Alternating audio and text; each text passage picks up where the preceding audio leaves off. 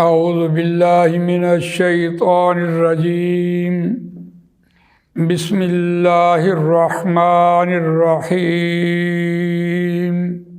With کثیر من اہل الکتاب لو یردونکم من بعد ایمانکم کفارا حسدا من عند انفسهم من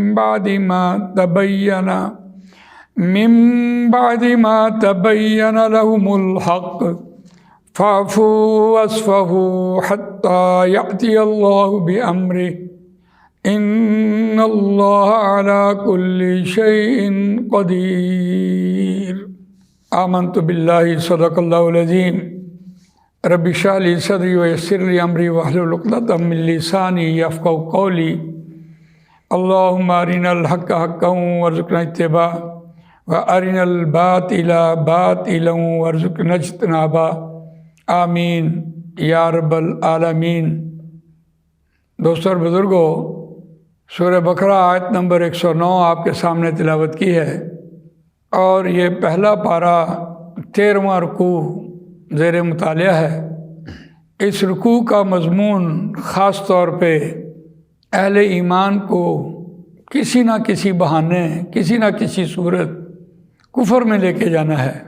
آپ نے دیکھا کہ کیسی کیسی اسٹریٹجی، کیسی کیسی تدبیریں نبی اکرم صلی اللہ علیہ وسلم کی صحبت میں بیٹھ کر بے جا سوالات کرنا تاکہ توہین ہو۔ اس مضمون کی جو کلائمیکس ہے، چوٹی، وہ یہ آیت ہے، ود کثیر من اہل الکتاب لو یردونکم من بعد ایمانکم کفارا۔ روان ترجمہ سنیے، ود کثیر من اہل الکتاب، چاہا بہتوں نے اہل کتاب میں سے، لو یردونکم من بعد ایمانکم کفارا، کہ وہ لوٹا دیں تم کو، من بعد ایمانکم، تمہارے ایمان لانے کے بعد، کفارا، کفر میں، حسدا من عند انفسہم، حسد ہے ان کی جیوں میں، ان کے نفسوں میں، من بعد ما تبین لهم الحق، اس کے بعد کہ واضح ہو گیا واسطے ان کے حق، فاعفو، پس معاف کرو، واصفحوا، اور درگزر کرو، حتی یأتی اللہ بامرہ، یہاں تک کہ اللہ لے آئے اپنا حکم، ان اللہ علی کل شیء قدیر، بے شک اللہ ہر چیز پر قدرت رکھنے والا ہے۔ روان ترجمہ آپ نے سنا۔ اس آیت میں خاص طور پر ماضی کا صیغہ لا کے اس بات کو ثابت کیا کہ یقیناً اگر یہ دور نبی اکرم صلی اللہ علیہ وسلم کے دور کی بات ہے تو تب بھی، اور اگر یہ بعد والے آنے والے دور کی بات ہے تو تب بھی، یعنی اسٹریٹجی، تدبیر ان کی ایک ہی رہی کہ ان کے جی میں حسد ہے، اور حسد ایسی باطنی بیماری ہے کہ حاسد انسان کسی کی طرف دیکھ لے تو اس کو بھی وہ زائل کر دیتا ہے۔ اتنی بری بیماری ہے یہ حسد، ہے کہ تمہارے پاس نہ ہو تو میرے پاس ہو۔ رشک اور چیز ہے کہ اللہ نے آپ کو دیا تو مجھے بھی اللہ دے دے۔ رشک جائز ہے اور حسد جائز نہیں ہے۔ ان کے جیوں میں حسد تھا۔ اب یہاں یہ بات کہی جا رہی ہے کہ بہتوں نے چاہا اہل کتاب میں سے، اور یہاں خاص طور پر جہاں اہل کتاب کی بات آئی، یہاں آپ یہود کی بات کریں گے، لیکن اہل کتاب میں امت محمد بھی ہے صلی اللہ علیہ وسلم، اور نصارہ بھی ہیں کیونکہ وہ بھی اہل کتاب تھے، ہم بھی اہل کتاب ہیں۔ اہل کتاب میں سے بہتوں نے چاہا کہ وہ لوٹا دیں تم کو تمہارے ایمان لانے کے بعد کفر میں، پتہ بھی نہ چلے، اور حالت ایمان سے کفر میں آدمی چلا جائے۔ یہ ان کی اسٹریٹجی ہے، یہ ان کی تدبیریں ہیں۔ اگر ایسی صورت ہو، کیوں؟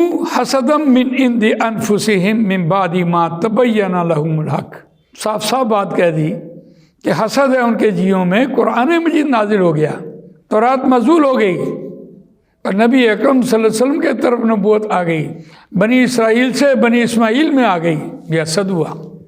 ایک یہودی مکے میں جا بیٹھا اور اپنا تجارت کی غرض سے وہاں تجارت کرتا رہا، لیکن وہ علم نجوم کا ماسٹر تھا۔ جس رات نبی اکرم صلی اللہ علیہ وسلم کی ولادت ہوئی، اس رات پوری دنیا میں کوئی لڑکا نہیں پیدا ہوا سوائے رسول اللہ صلی اللہ علیہ وسلم کے۔ اس نے اپنا حساب کتاب جوڑا اور مکے والوں سے پوچھنے لگا، آج کسی کے ہاں بیٹا پیدا ہوا لڑکا؟ ہاں، پتہ لگا کہ حضرت آمنہ رضی اللہ تعالیٰ عنہا ان کے ہاں، ان کا مجھے دکھائیں۔ وہ گیا اور اس نے دیکھا، دیکھ کر کہنے لگا کہ اس کی کمر سے ذرا کپڑا اونچا کرو، تو ختم نبوت دیکھی، مہر لگی ہوئی دیکھی، اس کو چوما اور بے ہوش ہو کے گر گیا۔ لوگوں نے پوچھا کیا؟ اس نے کہا آج نبوت جو ہے وہ بنی اسرائیل سے بنی اسماعیل میں منتقل ہو گئی ہے اور میں یہودی ہوں۔ اس اعتبار سے دیکھیے حسد پہچان بھی کتنی ہے اور حسد بھی کتنا ہے۔ ان کی شریعت معزول ہوئی، ان کو یہ تکلیف ہے۔ آپ اسی مضمون کو آگے بھی دیکھ لیں گے، لیکن اہل ایمان کو جو رہنمائی دی جا رہی ہے، یہ اسٹریٹجی، یہ تدبیریں، یہ چالیں، یہ پروپیگنڈا اہل ایمان تمہیں جینے نہیں دے گا۔ یہ پہلے پارے کے 10 رکوعوں میں جو ان کے مضامین آئے ہم نے دیکھے، جو ان کی حرکتیں اور جو ان کی عادتیں قرآن نے بیان کی ہیں، ان میں یہاں آ کر دیکھیے ایک حسد ہے ان کے جی میں۔ مسلمانوں کو، اہل ایمان کو کہا کہ فافو، بس درگزر کرو، معاف کر دو، وصفہو، اور نوٹس نہ لو، سنی انسنی کر دو، حتیٰ یاتی اللہ بامری، یہاں تک کہ اللہ لے آئے اپنا فیصلہ، اپنا حکم لے آئے گا۔ ان اللہ علی کل شیء قدیر، بے شک اللہ ہر چیز پر قدرت کرنے والا ہے۔ یہاں انا کا انا اللہ تعالیٰ، اللہ لا کے نہ آیا ہے، اللہ کو حالت مفعولی میں لے گیا ہے، مشبہ بالفعل ہے، اور کتنی بڑی رہنمائی دی جا رہی ہے اہل ایمان کو۔ آپ اسی مضمون کو دیکھیں گے، دوسرے پارے میں بھی بیان ہوا ہے، وَمِنْ حَيْثُ خَرَجْتَ فَوَلِّ وَجْهَكَ شَطْرَ الْمَسْجِدِ الْحَرَامِ وَحَيْثُ مَا كُنْتُمْ فَوَلُّوا وُجُوهَكُمْ شَطْرَهُ لِئَلَّا يَكُونَ لِلنَّاسِ عَلَيْكُمْ حُجَّةٌ إِلَّا الَّذِينَ ظَلَمُوا مِنْهُمْ فَلَا تَخْشَوْهُمْ وَاخْشَوْنِي وَلِيُتِمَّ نِعْمَتِي عَلَيْكُمْ وَلَعَلَّكُمْ تَهْتَدُونَ كَمَا أَرْسَلْنَا فِيكُمْ رَسُولًا مِّنكُمْ يَتْلُو عَلَيْكُمْ آيَاتِنَا وَيُزَكِّيكُمْ وَيُعَلِّمُكُمُ الْكِتَابَ وَالْحِكْمَةَ وَيُعَلِّمُكُم مَّا لَمْ تَكُونُوا تَعْلَمُونَ فَاذْكُرُونِي أَذْكُرْكُمْ وَاشْكُرُوا لِي وَلَا تَكْفُرُونَ۔ وہاں بھی یہی بات کہی جا رہی تھی کہ اہل ایمان تم نے ان سے نہیں ڈرنا، فَلَا تَخْشَوْهُمْ وَاخْشَوْنِي، تم مجھ سے ڈرتے رہو۔ اور یہاں بھی یہی بات کہی جا رہی ہے۔ یہ ریشہ دوانیاں، یہ اسٹریٹجی، یہ تدبیریں، یہ پروپیگنڈا کریں گے، مسلمانوں کو ڈیوائیڈ کریں گے۔ کوئی مسلمان ایک بات کے پیچھے لگ جائے گا، کوئی دوسرے کے پیچھے لگ جائے گا، کوئی تیسرے کے پیچھے لگ جائے گا، اور آپ کی قوت جو ہے وہ ڈیزالو ہو جائے گی، اور آپ کے سامنے سے آپ کا مقصد زندگی فوت ہو جائے گا۔ اور ان کی یہ مرضی ہے کہ وہ ڈیوائیڈ کریں اور رول کرتے جائیں، حکومت کرتے چلے جائیں۔ اور یہاں قرآن مجید نے جو رہنمائی دی ہے، آپ نے دیکھا کہ آج کی دنیا میں بھی کوئی نبی اکرم صلی اللہ علیہ وسلم کے خاکے بنا رہا ہے تو امت ادھر چلی گئی، کوئی توہین رسالت کر رہا ہے اس طرف چلی گئی، کوئی توہین شریعت کر رہا ہے اس کی طرف چلی گئی، تاکہ یہ آگ سلگتی رہے اور مسلمان ڈیوائیڈ ہوتے رہے اور ہمارا کام چلتا رہے۔ تو وہاں مسلمانوں کو جو رہنمائی دی جا رہی ہے، تعدم قیامت رہنمائی ہے۔ آج کا کرنٹ ایشو دیکھیے، جو مرزائیوں کو جینے کا حق دے دیا گیا ہے۔ ایک بھٹو تھا، اس نے ان کو اقلیت قرار دے کر اور تحفظ فراہم کیا، اور ایک یہ صاحب آ گئے، انہوں نے کہا ٹھیک ہے وہ آزاد ہیں، اقلیت کے طور پر وہ کام کریں۔ بابا وہ اقلیت نہیں ہے، اقلیت عیسائی ہے، یہودی ہے، ہندو ہے، سکھ ہے، برہمن ہے، شودر ہے، غیر مسلم ہے، نان مسلم ہے، کافر ہے، ان کا تحفظ ہمارے ذمہ ہے۔ لیکن یہ تو اپنے آپ کو ختم نبوت کے منکر اور اپنے آپ کو یہ کہتے ہیں کہ ہم مسلمان ہیں۔ انہوں نے نقب لگائی ہے مسلمانوں کے اندر، ان کو کسی صورت اجازت نہیں دی جا سکتی۔ فافو وصفہو حتیٰ یاتی اللہ بامرہ، اہل ایمان تم ان کو معاف کرو۔ اور یہ پھر ایک سوچ بنی ہے، پھر مظاہرے ہوں گے، پھر آگے لگیں گی، پھر نقصان ہوگا، اور وہ عیش کر رہے ہوں گے، وہی لگائیں گے۔ آپ کو بھڑکایا اور کام اپنا کیا۔ ہم مسلمانوں کو کیا ہوا؟ ہم نے قرآن نہیں پڑھا۔ سنی انسنی کیجئے، کرتے رہنے دیجئے، اپنی قوت کو ڈیزالو مت کریں۔ آپ کا قبلہ ایک ہی ہونا چاہیے کہ ہمیں اسلام دو۔ آپ اس طرف تو جا رہے ہیں، سورہ مائدہ میں دیکھیے چور کے ہاتھ کاٹو، شریعت تو پھر ہے، آپ کا آئین تو اسلامی تب بنتا ہے۔ دنیا کہتی ہے جی سب چور ہیں تو ان کے ہاتھ سب کے کٹ جائیں گے، میں کہتا ہوں ایک کا بھی نہیں کٹے گا۔ چور آپ نے پکڑ لیا، اس کی برادری کو بلائیں، ایک کیوں چوری کر رہا ہے اور تم پراڈو میں آ رہے ہو، کھاتے پیتے ہو، اس کی دیکھ بھال کرو۔ یہ بھی شریعت ہے۔ وَآتَى الْمَالَ عَلَىٰ حُبِّهِ ذَوِي الْقُرْبَىٰ وَالْيَتَامَىٰ وَالْمَسَاكِينَ وَابْنَ السَّبِيلِ وَالسَّائِلِينَ وَفِي الرِّقَابِ، وہ کیوں بھوکا مرے؟ ان سے بھی یہ 10 کمنڈمنٹس لیے گئے تھے۔ وَإِذْ أَخَذْنَا مِيثَاقَ بَنِي إِسْرَائِيلَ لَا تَعْبُدُونَ إِلَّا اللَّهَ وَبِالْوَالِدَيْنِ إِحْسَانًا وَذِي الْقُرْبَىٰ وَالْيَتَامَىٰ وَالْمَسَاكِينِ وَقُولُوا لِلنَّاسِ حُسْنًا وَأَقِيمُوا الصَّلَاةَ وَآتُوا الزَّكَاةَ۔ شریعت نافذ کرنی ہے تو اس طرف سے نافذ کریں۔ آئین کے اوپر عمل کرنا تو قرآن و سنت کے خلاف کوئی حکم نہیں ہوگا، اس پہ نافذ کریں، پھر آپ کی بات بنتی ہے۔ پہلے آپ اپنی قوت جمع کریں، پھر اس راستے کو چھوڑیں، پھر مطالبہ کریں، اور مطالبے پر آپ سب لوگ مارے جائیں، کوئی حرج نہیں ہے۔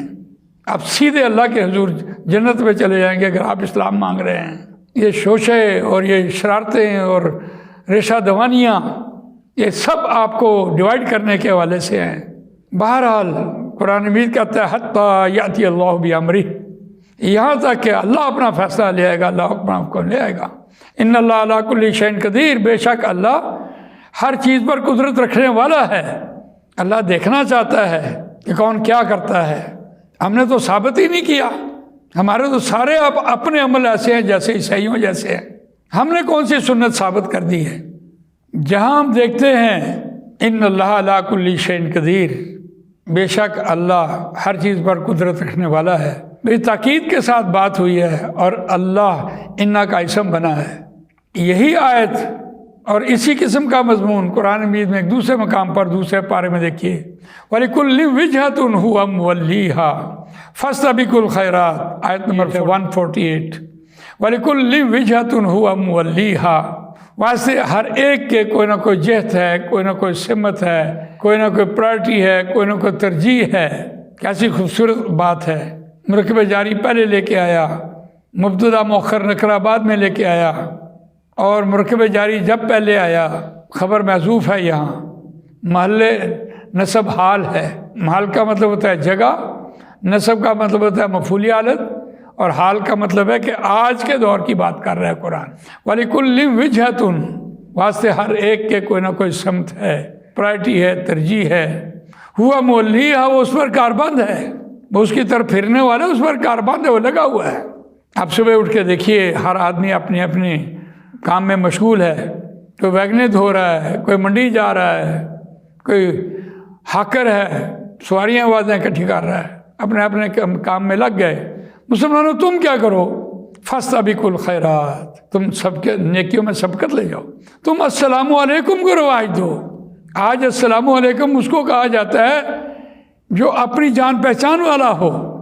حلیے کے اعتبار سے بھی کالی پگڑی والے کو سلام کرے گا، چھوٹی داڑھی والے کو سلام کرے گا، ٹائی والے کو سلام کرے گا، ہری پگڑی کو سلام کرے گا۔